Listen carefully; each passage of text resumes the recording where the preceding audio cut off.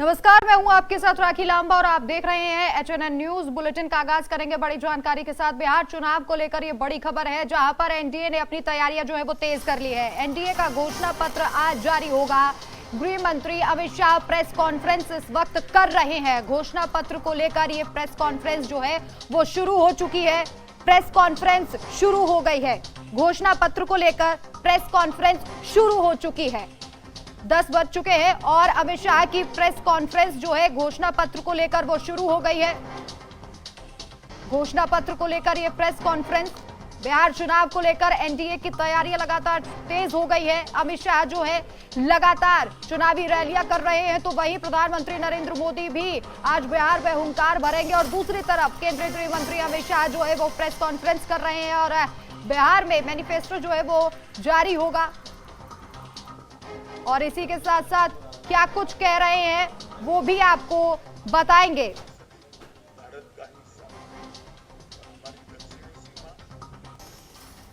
तो चलिए सीधे आपको सुनवाते हैं केंद्रीय गृह मंत्री अमित शाह बिहार में क्या कुछ कह रहे हैं। दुर्भाग्य की बात है कि आजादी के बाद, सरदार पटेल के निधन के बाद, सरदार पटेल को भुलाने में कांग्रेस पार्टी ने कोई कसर नहीं। सरदार जैसे महान व्यक्तित्व को भी भारत रत्न मिलने में 41 साल की देरी हुई और वो देरी केवल और केवल कांग्रेस के सरदार के प्रति एक विशिष्ट अभाव के कारण रही। सरदार पटेल जैसे महान व्यक्तित्व के लिए पूरे देश में ना कोई समाधि बनी, ना कोई उनका स्मारक बना। जब नरेंद्र मोदी जी गुजरात के मुख्यमंत्री बने, तब उन्होंने स्टैच्यू ऑफ यूनिटी की रचना की और एक भव्य स्मारक जो पूरे विश्व में आज प्रसिद्ध हो चुका है, वो सरदार पटेल के स्मारक बनाने का काम नरेंद्र मोदी जी ने किया। 2013 में इसकी 31 अक्टूबर को आधारशिला रखी गई। 182 मीटर ऊंचा, स्टैच्यू ऑफ लिबर्टी से भी ऊंचा ये स्टैच्यू ऑफ यूनिटी 57 महीनों में पूरा किया गया। और सरदार साहब का जीवन किसानों को समर्पित था। इसके बनाने में जो इस्पात का उपयोग हुआ, जो लोहे का उपयोग हुआ, देश भर के किसानों से लोहा एकत्रित किया गया, किसानों के औजारों को एकत्रित किया गया, इसको पिघलाकर लगभग 25,000 टन लोहे का उपयोग कर इस स्टैच्यू ऑफ यूनिटी को बनाया गया। 90,000 घन मीटर कंक्रीट और 1700 टन से अधिक कांसा का उपयोग कर एक अविस्मरणीय स्टैच्यू ऑफ यूनिटी बनाया गया है। और आज स्टैच्यू ऑफ यूनिटी सरदार साहब को श्रद्धांजलि देने का, इनके प्रति श्रद्धा व्यक्त करने का एक प्रमुख पर्यटन स्थल बन चुका है। रोजाना लगभग 15,000 लोग स्टैच्यू ऑफ यूनिटी पर आते हैं।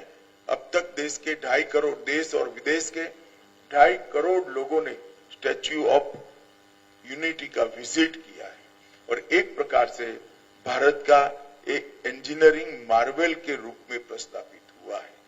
नरेंद्र मोदी जी ने इसके आसपास 14 प्रकार के अन्य पर्यटन आकर्षण खड़े कर पर्यटकों का एक प्रिय स्थल बनाया है। वहां वैली ऑफ फ्लावर भी है, एकता नगर टाउनशिप भी है, झील सर्किट है, लाइट एंड साउंड शो है, पटेल गार्डन भी बना है, एकता क्रूज नर्मदा की नदी में घूमकर एक नयन रम्य नजारा देखने का मौका भी है, बटरफ्लाई गार्डन है, जंगल सफारी है, एकता मॉल है, ग्लो टॉर्च व्यू पॉइंट है और नर्मदा तट पर एक प्रदर्शन की दीर्घा भी बनाई।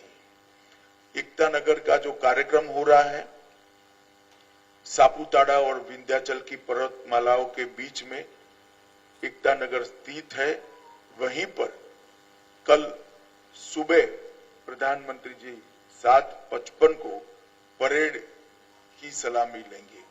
ये राष्ट्रीय परेड में केंद्रीय सशस्त्र पुलिस बल, कई राज्यों के पुलिस बल, कौशल अनुशासन और वीरता का प्रदर्शन करेंगे।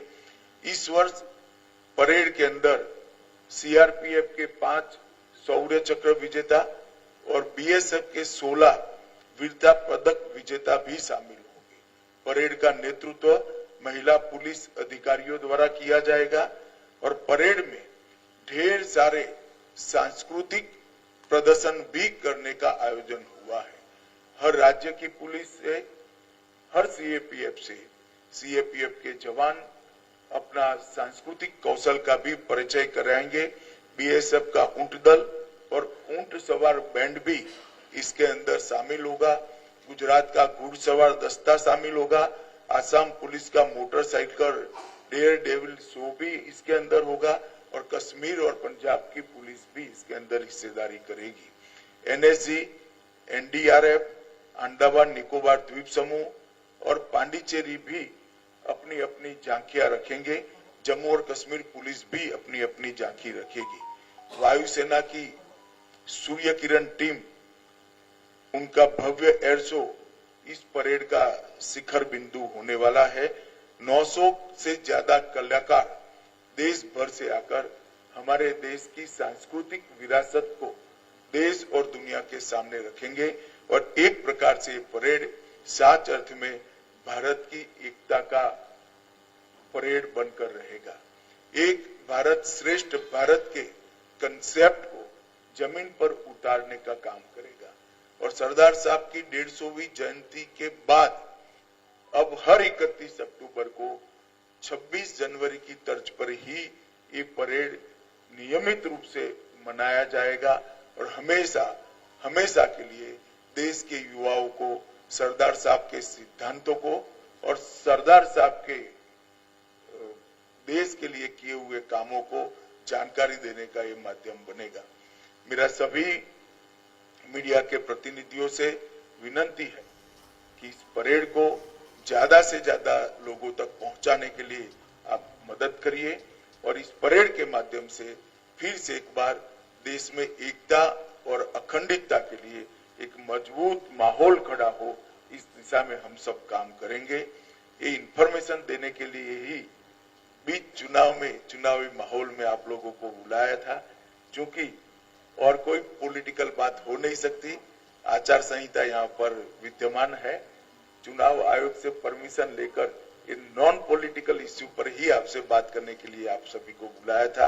आप सभी का आने के लिए बहुत बहुत धन्यवाद और मैं आशा करता हूँ कि आप सभी भी आप अपने अपने माध्यम से ये भारत की एकता को सुदृढ़ करने वाली घटनाक्रम को देश की जनता को।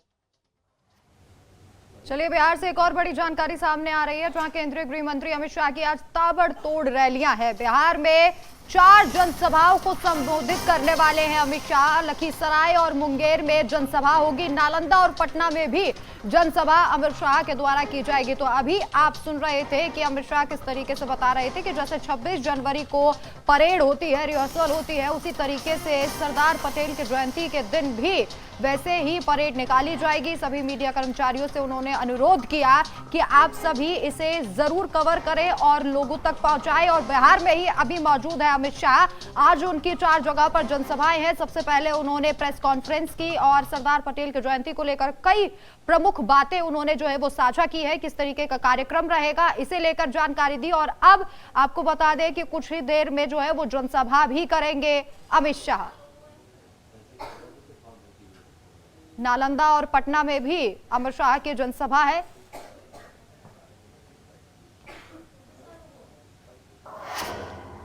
चलिए आगे बढ़ते हैं। प्रधानमंत्री नरेंद्र मोदी गुजरात का दौरा करेंगे। 30 और 31 अक्टूबर को गुजरात के दौरे पर रहेंगे प्रधानमंत्री। सरदार पटेल के जयंती को लेकर पीएम मोदी का यह अहम दौरा माना जा रहा है। सरदार पटेल की प्रतिमा स्थल पर जाएंगे प्रधानमंत्री नरेंद्र मोदी। इंफ्रास्ट्रक्चर और विकास परियोजनाओं का उद्घाटन और शिलान्यास करेंगे।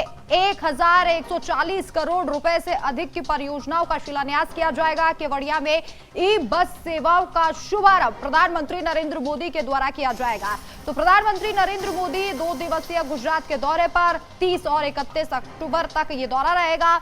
ये दौरा सरदार पटेल की 150वीं जयंती समारोह और राष्ट्रीय एकता दिवस के अवसर पर किया जा रहा है। मुख्य कार्यक्रम क्या है वो आपको बता देते हैं। सुबह 11 बजे बिहार के मुजफ्फरपुर में चुनावी रैली को संबोधित करेंगे। थोड़ी ही देर में सबसे पहले बिहार में जो है वो जनसभा को संबोधित किया जाएगा। करीब 1 बजे के आसपास जो है बिहार के छपरा में दूसरी चुनावी रैली को संबोधित प्रधानमंत्री के द्वारा किया जाएगा। इसके बाद गुजरात पहुंचेंगे। शाम लगभग 5:15 बजे के आसपास एकता नगर केवड़िया में पहुंच जाएंगे और यहां सरदार पटेल की प्रतिमा स्थल पर इंफ्रास्ट्रक्चर और विकास परियोजनाओं का उद्घाटन और शिलान्यास प्रधानमंत्री नरेंद्र मोदी के द्वारा किया जाएगा। जिनकी कुल लागत क्या है वो आपको जानकारी दे देते हैं। इनकी कुल लागत है 1140 करोड़ रुपए से ज्यादा। ई बसों का फ्लैग ऑफ किया जाएगा। केवड़िया में ई बस सेवाओं का शुभारंभ भी प्रधानमंत्री के द्वारा किया जाएगा। और बिहार चुनाव को लेकर महागठबंधन की रैलियां जो है वो लगातार की जा रही है। राहुल गांधी बिहार में चुनावी रैलियों को संबोधित करेंगे। बरबीघा और नालंदा में चुनावी रैलियां राहुल के द्वारा की जाएंगी। तो राहुल गांधी भी चुनावी प्रचार के मैदान में उतर चुके हैं। तेजस्वी यादव और राहुल गांधी जो है वो साझा रैलियां कर रहे हैं और अब राहुल गांधी जो है आज भी बिहार में चुनावी रैलियां करेंगे। बिहार चुनाव को लेकर महागठबंधन जो है विपक्षी जो दल हैं वो एकजुट नजर आ रहे हैं। चलिए बिहार विधानसभा चुनाव से जुड़ी एक और बड़ी जानकारी आप तक पहुंचा दे। महागठबंधन की ताबड़तोड़ 10 जनसभाएं हैं। तेजस्वी यादव और मुकेश सहनी जनसभा को संबोधित करेंगे। मधेपुरा, दरभंगा और मुजफ्फरपुर में 10 जनसभा बताई जा रही है। तो महागठबंधन लगातार चुनावी रैलियां कर रहा है। तेजस्वी यादव और मुकेश सहनी जनसभा को संबोधित करेंगे। बिहार विधानसभा चुनाव से लेकर बड़ी खबर आप तक पहुंचा रहे हैं आपकी टीवी स्क्रीन पर, जहां अमित शाह चुनावी रैलियां बिहार में कर रहे हैं। कल योगी आदित्यनाथ मैदान में उतरे थे। आज प्रधानमंत्री नरेंद्र मोदी भी मैदान में होंगे। तो वहीं महागठबंधन ने भी तैयारियां जो है वो तेज कर ली है।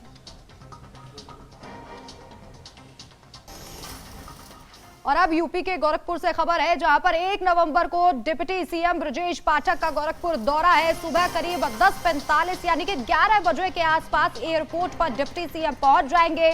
स्वास्थ्य अधिकारियों के साथ समीक्षा बैठक करेंगे। तो बड़ी जानकारी आप तक पहुंचा रहे हैं। 1 नवंबर का दिन है जब डिप्टी सीएम ब्रजेश पाठक दौरा करेंगे और स्वास्थ्य सेवाओं को देखेंगे, स्वास्थ्य अधिकारियों से बातचीत करेंगे। सुबह करीब 11 बजे का वक्त बताया जा रहा है जब एयरपोर्ट पहुंच जाएंगे डिप्टी सीएम ब्रजेश पाठक। और अब राजधानी दिल्ली से बड़ी जानकारी है, जहां शहर की हवा अब और भी ज्यादा खराब होती जा रही है। शहर के कई हिस्सों में धुंध छाई हुई है। वायु गुणवत्ता बेहद खराब श्रेणी में देखी जा रही है। दीपावली के बाद से लगातार जो है वो प्रदूषण बढ़ता जा रहा है। राजधानी दिल्ली की तस्वीरें आप देख सकते हैं किस तरीके से हर जगह जो है वो धुंध नजर आ रही है। ये प्रदूषण के कारण हो रहा है। जो अभी वायु गुणवत्ता है वो सबसे खराब श्रेणी में चल रही है। शहर की हवा जो है वो पूरे तरीके से जहरीली हो चुकी है। कई हिस्सों में सिर्फ और सिर्फ धुंध छाई हुई है। लखनऊ से बड़ी जानकारी सामने आ रही है। चक्रवाती तूफान मोंथा का असर यूपी में भी दिखेगा। 30 और 31 अक्टूबर को पूर्वांचल में भारी बारिश का अलर्ट जारी कर दिया गया है।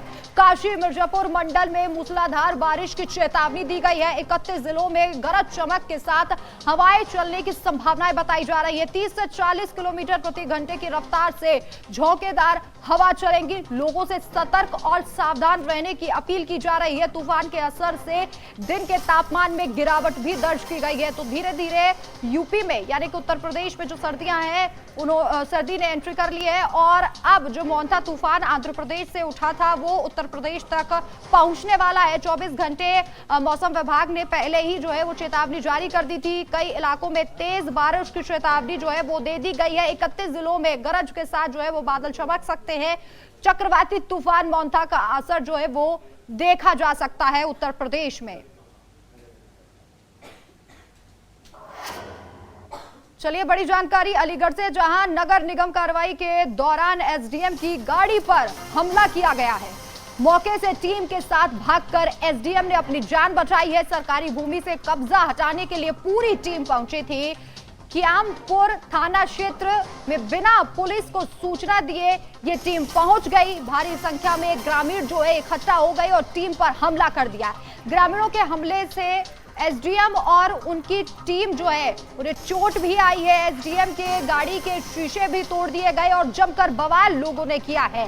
मौके पर थानों की पुलिस जो है वो तैनात है। अलीगढ़ के महुआ खेड़ा थाना इलाके के क्यामपुर क्षेत्र की यह पूरी घटना बताई जा रही है। तो बड़ी जानकारी और फुटेज भी आपको दिखा रहे हैं। टीम पर हमला किया गया, एसडीएम की टीम पर हमला किया गया है। कार्रवाई के लिए टीम यहां पर पहुंची थी। ग्रामीणों को जैसे ही सूचना मिली, सभी ग्रामीण जो है वो इकट्ठा हो गए और टीम पर हमला कर दिया। 4 से 5 थानों की पुलिस फोर्स अभी मौजूद है। क्यामपुर क्षेत्र की ये पूरी घटना बताई जा रही है। बड़ी जानकारी आप तक पहुंचा रहे हैं।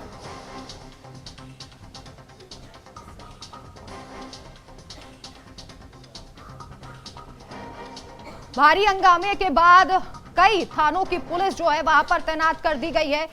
सभी जो ग्रामीण है वो इकट्ठा हो गए। एक्सक्लूसिव तस्वीरें आपकी टीवी स्क्रीन पर, एचएनएन न्यूज पर एक्सक्लूसिव तस्वीरें आप देख रहे हैं। मौके से एसडीएम जो है और टीम पूरी मौके से अपनी जान बचाकर जैसे तैसे भागी। बताया यह जा रहा है कि पुलिस को सूचना दिए बिना टीम वाद अविश के लिए पहुंची थी और उसके बाद पत्थरबाजी भी हुई है, लाठी डंडे भी चलाए गए हैं खबर के अनुसार। और एसडीएम की टीम को, नगर निगम की टीम को वहां से भागना पड़ा अपनी जान बचाने के लिए। तस्वीरों में आप देख सकते हैं कि पत्थर पड़े हुए हैं, ग्रामीणों को भी चोट आई है और इसी के साथ साथ एसडीएम की गाड़ी, नगर निगम की गाड़ी को आप देख सकते हैं पूरी तरीके से जो है वो क्षतिग्रस्त हो चुकी है।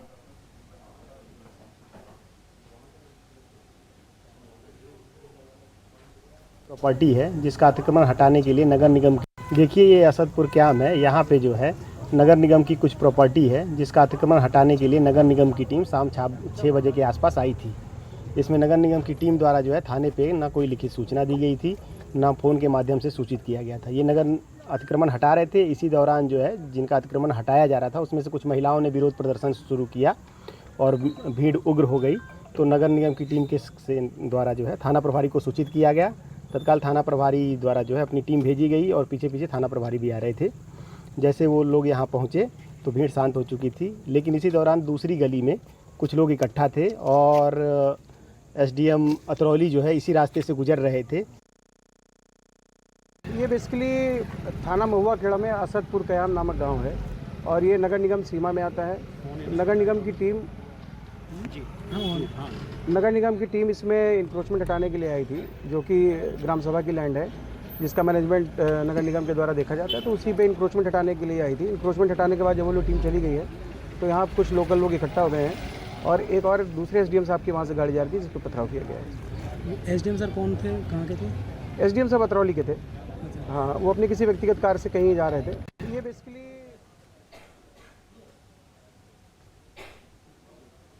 पंकज, अधिक जानकारी के लिए हमारे संवाददाता हमारे साथ जुड़ गए हैं। पंकज,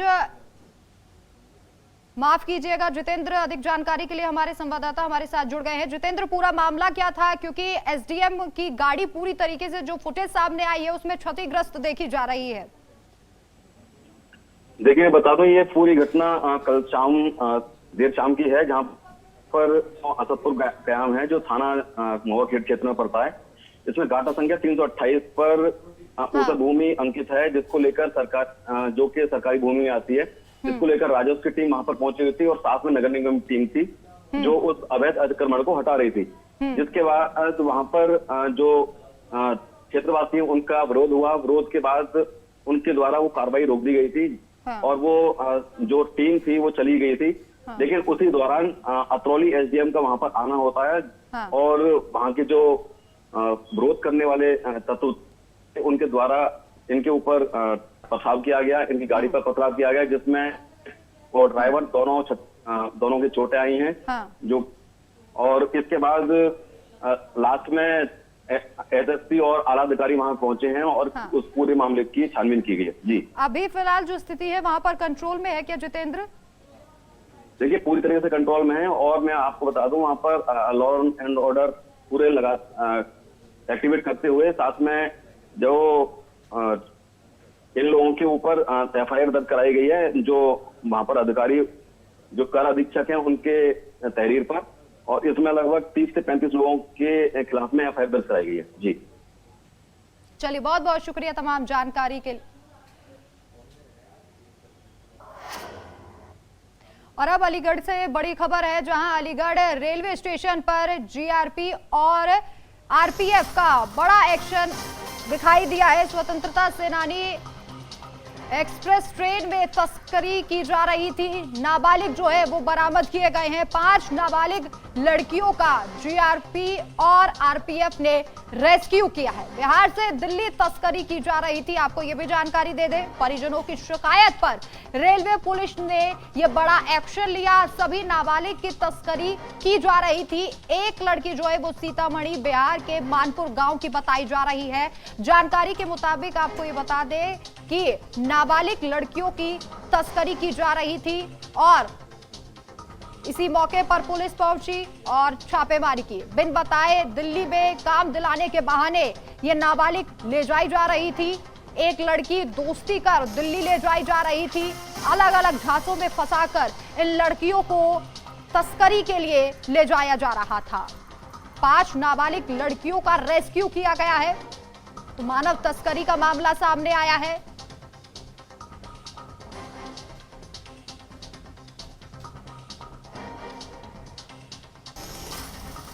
चलिए, अब श्रीनगर से बड़ी खबर है, जो जम्मू कश्मीर विधानसभा सत्र में हंगामा हुआ है। विपक्ष के नेता के आरोप के बाद सदन में यह हंगामा हुआ।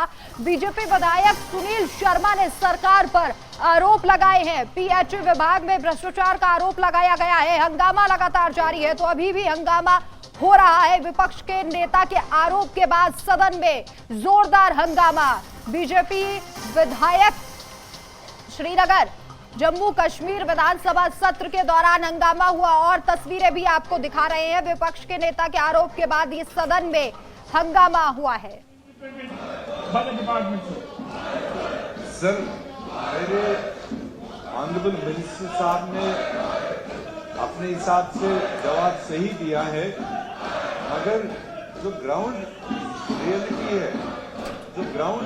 है जो पिछले 1 साल में हमने देखा है, उसमें 2 लेक्यूनाज दिखाई देते हैं जो ऑनरेबल मिनिस्टर साहब को सुनना चाहिए। और तो जम्मू कश्मीर श्रीनगर में विधानसभा सत्र के दौरान हंगामा हुआ। आपने देखा कि विपक्ष के नेता ने जिस तरीके से आरोप लगाए थे, तस्वीरें भी आपने देखी और किस तरीके से हंगामा किया जा रहा था वो भी आपने सुना। पीएचई विभाग में भ्रष्टाचार का आरोप लगाया गया, जिसके बाद हंगामा हुआ और जो तस्वीरें आपने देखी, जो गूंज सुनाई दे रही थी, वो उसी हंगामे की थी। लगातार सत्र में अभी भी हंगामा चल रहा है। पीएचई विभाग में भ्रष्टाचार का आरोप, जिसके बाद हंगामा लगातार जारी। सत्र के दौरान यह हंगामा हुआ।